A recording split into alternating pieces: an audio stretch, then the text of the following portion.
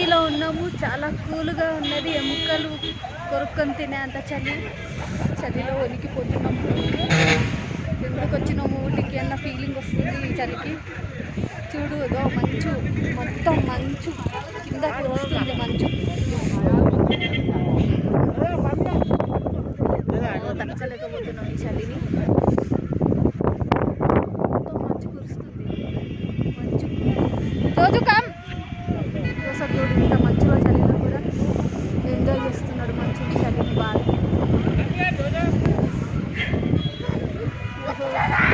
Joseph వాళ్ళ daddy జోసఫ్ని పిలుస్తున్నాడు.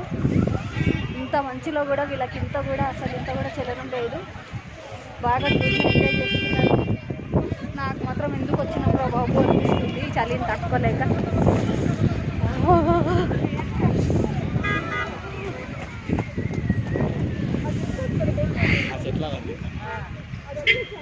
చెట్లు గుట్టలు ఏం కనిపిస్తలేవు ఈ మంచుకి మబ్బులకు.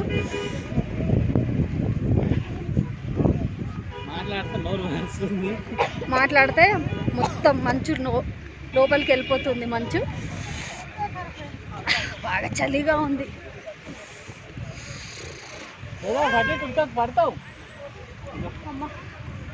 జనాలు వచ్చి ఏం చేస్తారో అర్థం కాదు, కానీ చాలా భయంకరమైన పరిస్థితి ఊటీలో ఉంది. Okay, bye bye.